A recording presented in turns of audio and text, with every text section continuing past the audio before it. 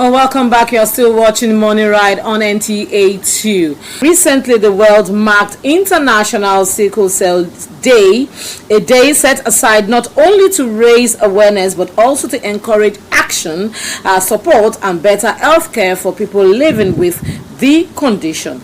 Nigeria bears one of the highest burdens of sickle cell disease globally, with thousands of children born with the conditions every year. But while the challenges are so significant, there is also hope. Advances in medical care, early diagnosis, improved public awareness, and better disease management are helping many individuals with sickle cell disease live healthier and more productive lives. So what more needs to be done? We have a guest in the studio with us. Let's see what our profile looks like before we go on.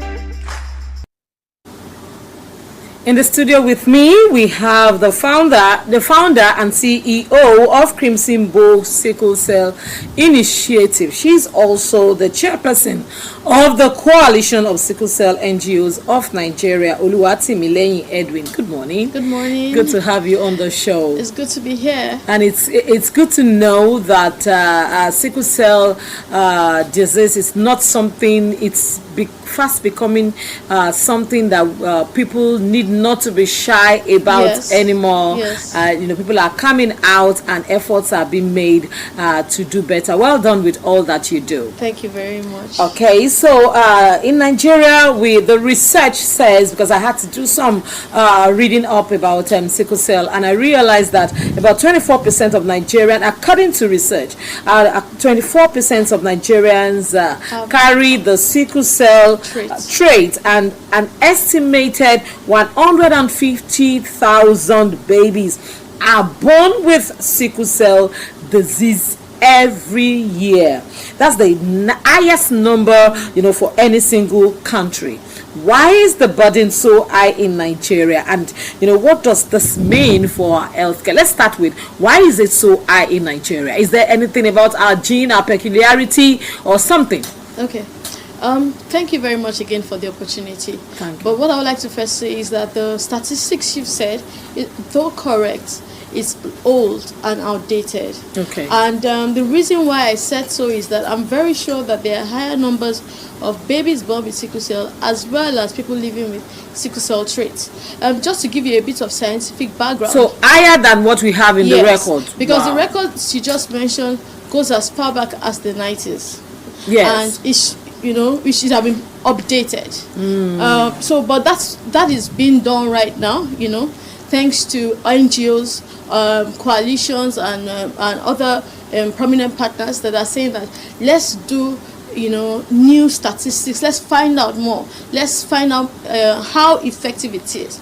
But I'll give you a history about sickle cell. The S gene actually came about as a mutation to stop people, because we are born around the waters and whatnot, mosquitoes. It came about to stop the prevention of malaria. So what was supposed to be a blessing started to gradually turn to, I won't call it a curse, but you understand what I'm trying to say. That's why people with AS hardly have malaria, because they have the S gene to fight and to protect them from malaria. Now, coming to sickle cell, that's a different topic altogether. You mentioned statistics about 25% or 24% of people living. You'll be surprised that there are more, because a lot of people think that they are AA, having told that they are AA, have gone to test they are AA. But due to error in so many ways, human error, consumable expiration and whatnot, temperature, they are misdiagnosed. And that itself is a problem. So we hear stories like, oh, I'm AA. How come we have SS? And then, a lot of issues come from there until DNAs are carried or genotype tests are repeated, etc., etc. So at that point, like I said, sickle cell you also mentioned that there's so much more noise now. The reason why there's so much more, I won't say noise, information, is because it's been something that people have been ashamed of for decades. But you see, knowledge is power. We need to encourage ourselves. I live with sickle cell, for instance. I had a mother who had sickle cell, and she lived to age 60. She had 3 grown children before she passed, had a thriving business, and did quite well. Now, to have me is another question entirely. I was born or I was conceived before my parents married. And so you see, we cannot start with, there are many ideas to this. They didn't really envisage, they were speaking to each other, but marriage was not like on the table. So I was conceived, and thankfully my dad decided to do the honorable thing by marrying my mother. But you see, I'm also letting you know right now that though we say genetic counseling is important, know your genotype, but before you don't have to get to the marital stage before you know your genotype and start to act alright. So before you want to get to know someone intimately, it's best to ask. It's just almost like saying, do you have HIV? Yeah. Something as serious as that. Because there are a lot of single mothers also who have children living with sickle cell. So with all of these and the load of pressure and all we have, what's the medical effect on our healthcare system and is it affecting our national development? Do you think like you have just said that the records has been outdated and it's been upgraded in the offing? Do you think that we have enough medical health care to take care of what is coming? Okay, so I have had the privilege of being treated in several countries across the world. Because one of the triggers of sickle cell is high altitude or oxygen compression. And I said that to say that we have fantastic doctors over here who know exactly what we are doing. And our healthcare is underrated. It could be better. That's interesting to know. Especially doctors in the general hospitals, general state hospitals, federal hospitals. They have fantastic consultants who know exactly what they are doing. But where it becomes a bit sad is with the brain drain right now. Everybody is jack buying. That's our doctors. And then also the lack of infrastructure.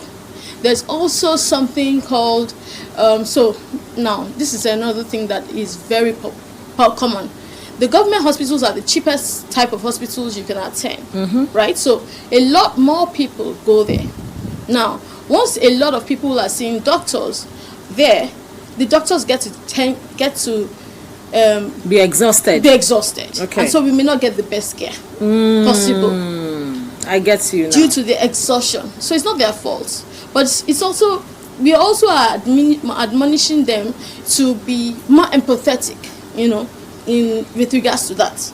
Now, another thing we're trying to see and look at is that we have a lot of primary healthcare centers everywhere that should be able to offer at least first aid treatment for crisis.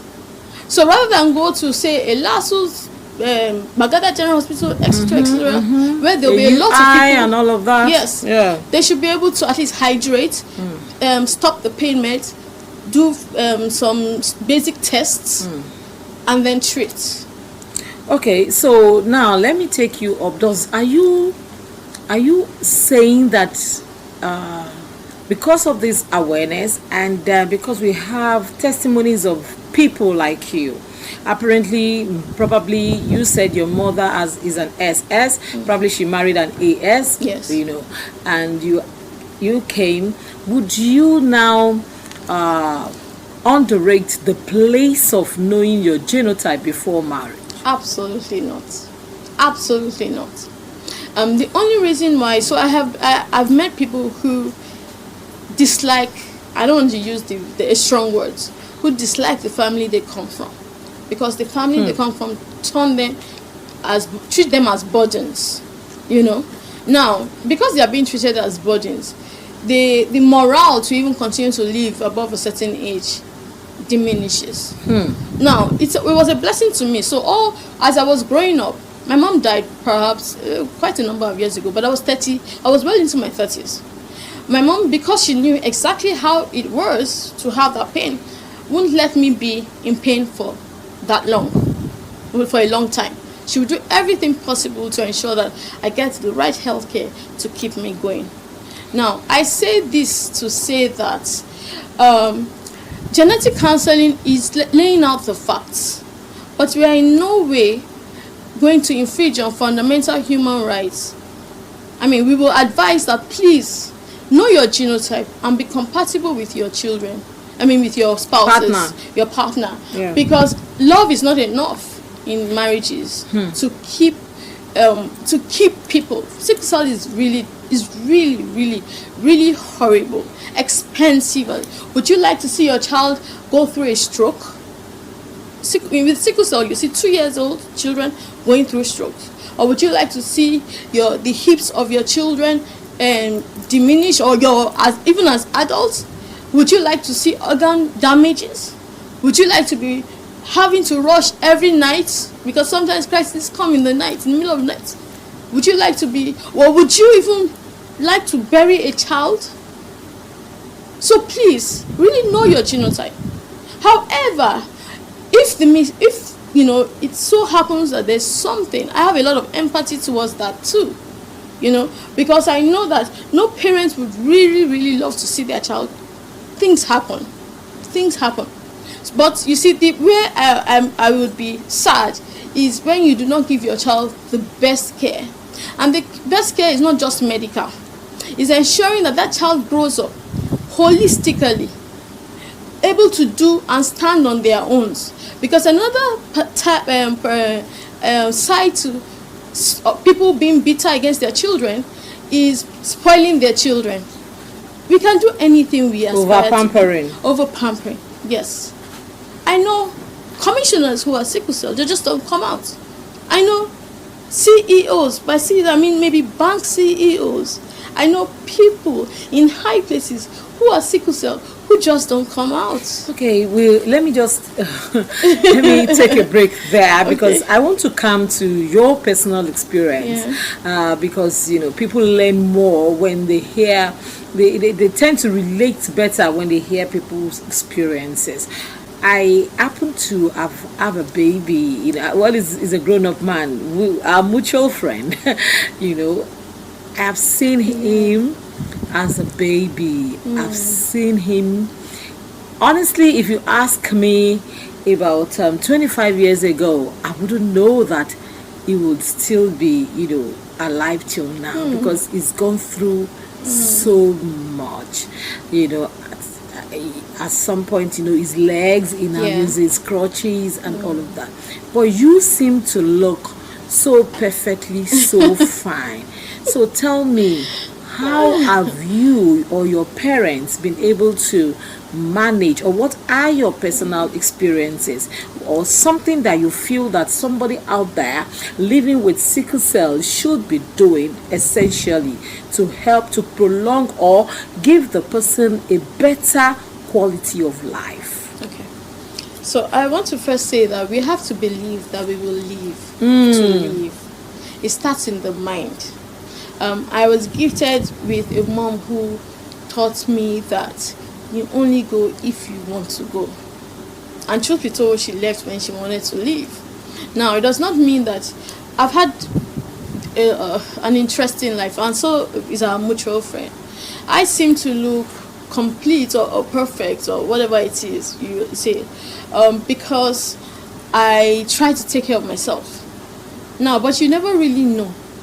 For instance, in the last 6 months, I have been in and out of the hospital so much more than in the last 4 years combined. I only probably got back to work last week. Now, you will see, people will not know. In short, I think someone cracked a joke and said, "Oh, you're looking so fine." I said, "It's lack of blood, though. My PCP is low, so it makes me light in complexion." I mean, you have to crack jokes around these things. But one thing that I am on is something they call, apart from the mental health, and surrounding yourself with people who bring positivity, is taking the right medication. Okay. Now, thankfully for medicine that has advanced, there is medication which was actually initially prescribed for just cancer patients that has made life sustainable for us. So it's like a routine drug. It's a routine drug. So it's like chemo in a pill. Oh, okay. Pretty much. But what that does, the medication is called hydroxyurea. So it's not a brand, any brand can produce it, but it's called hydroxyurea. Now what that does is that it improves, because I do not have AA, it improves something they call fetal hemoglobin. And fetal hemoglobin is what ensures that you have less crisis. So your blood vessels fetal is almost like AA, the shape of the blood vessels is pretty similar to AA. Now this is why some people, and let me say something about fetal hemoglobin. We are all born with fetal hemoglobin, but some end at 6 months. Some people are lucky enough to carry it to 15 years, but at some point it's going to expire. And so this drug called hydroxyurea is something that we are now getting to know, and it's great. Now it has its side effects. It does have its side effects, but with that, there's no medication that doesn't have side effects. There's also folic acid, paludrin. I mean, there are also medications that we could take. We actually should take. We should ensure that we have a lot of vitamins that we would otherwise not get from eating food or fruits. Ensure that we take them and swallow them, because that also helps us elongate our lifespan and reduce our hospital visits. Another thing, like I say, is resilience. Sickle cell, once you've experienced crisis over and over and over again, 2 things happen. You either break, or your resilience grows. And so, there are times you'll be like, no, this, I'm not accepting this today. And you go about your business. You go about your business. But like I said, another thing that has helped is regular checkup. A lot of Nigerians, you'll be surprised. So there's right now a lot of noise, quote and unquote, on social media. But you know that the people who are on social media are people who live in cities. What about people who live in the villages? What about even the people who live in, the other part of town, who they're not really they have palasa phones that don't have. They don't have Androids. Yes, I have met, because we also run like a clinic, an outreach clinic, free clinic for sickle cell patients. We have almost 1,000 people registered with us. They come monthly, we give them everything for free. But one of the things that we do is we run lab tests on them to ensure that their blood levels are fine, they don't have any infections, their kidney functions are okay, liver functions are fine. You know, we have to keep running that. And so you need to take responsibility as someone living with sickle cell to ensure, I know it's not easy and I know it's becoming more expensive, to ensure that you at least run this test and see a consultant. The consultant could either be a pediatric hematologist depending on your age for a child, or a hematologist if you're above 18, because these people are not just there for the crisis. Now we think that sickle cell is just when you have blood crisis. No, sickle cell is when you wake up and you're tired. Sickle cell is when you wake up, you have mental health issues. Sickle cell is when you wake up and, like I said, tired, but you be fatigued, like you just don't have the energy. For me, in the middle of work, I need sugar rushes. I will not mention brands now. I quickly send for a drink to boost my sugar. Why? Because I've also known, and that's another thing we all need to know your body. Know your body. That's it. Sickle cell does not affect us the same way. And you know, the friend you said we have in common who has avascular necrosis is what actually caused him using his the crutches. My mom did too. And then she had something they call a hip replacement. But hers came in at age 50 or 50 plus. His is coming maybe in his 30s or so. So you see, like I said, while me I pray, God, I beg. I know I don't want, please. There are other complications. There are leg ulcers. You know, when I said, see what leads to people passing on, and that is why I feel like we are saying sickle cell is not a death sentence. But what leads to it is the lack of information out there, and then not knowing your body, or you know your body but you are ignoring the signs and saying, let me just continue. Pass. Yes, it will pass. And that's where we meet fertility, we meet mortality. You know, may God not, may our days be long. Amen. By God's grace. All right, finally, because I wish you can just go on and on. Tell us briefly, maybe in about a minute or two, your everyday life challenge. You know, as somebody living with sickle cell, your everyday life, you go to work, you know, what is the great challenge you face on a daily basis? Well, that's a very logical question. I would say that, challenges every human being faces is what I face. But just add health to it. You know, there's you need to, as an adult, you need to pay your rent, you need to pay bills, finances, challenge. But my everyday life, like I said, glory to God, is where I believe. I'm a Christian, so I first hand that over to God, and I say, God, please take control. And then when after that, now my everyday work, I have worked in corporate for 15 years before I pulled out or more. I said, let me do. So that's where I'm coming. That's where I'm coming to. So for the corporate life, working for someone else. Yes. How have they taken it when you have to take a lot of times out of work? Okay. And you know, I'm sure then we weren't even in the world of so much internet where we can do a lot of hybrid. Yes. So quickly tell us about it. Okay. So I'll just say that first of all, when you are up and doing, please do your best. Do your best. Be exceptional. So that they will miss you when you are, they would know that, oh, okay, she's down now, but when she comes back, she will bounce back. And that is what helped me in the corporate world. I've had a boss, and God has blessed me with good bosses, but I've also had horrible bosses. But even one of the good bosses one day told me that, have you not supposed to have outgrown this thing? You know, it was quite hurtful. Then I had like a 3-week crisis where they had to come and see me in the hospital. And he saw me at my very worst. And that was the last time he ever said anything, something like that to me. But, you know, in the everyday world, sickle cell should not stop us from being total humans. If you know you want to get married, wouldn't you not do what your wife should do or your husband should do? Although I'll be slower, you know, but you should, you know, prepare yourself for all of these things. Yes, for all of these things. Thank you so much. It's been beautiful. Today I just feel like not, bringing any of my discussion to an end. Thank you so much. It's been a discussion around sickle cell in Nigeria, and my guest, I've been talking to my guest Timi Edwin. She is a beautiful lady. She's been living with the sickle cell disease. Well, I don't like to call it disease. I don't know. She's been living with sickle cell, for a while now, and she's doing well. She's a founder and CEO of CrimsonBow Sickle Cell Initiative, and she is also the chairperson of the coalition of sickle cell NGOs in Nigeria. All right, thank you so much for being our guest this morning.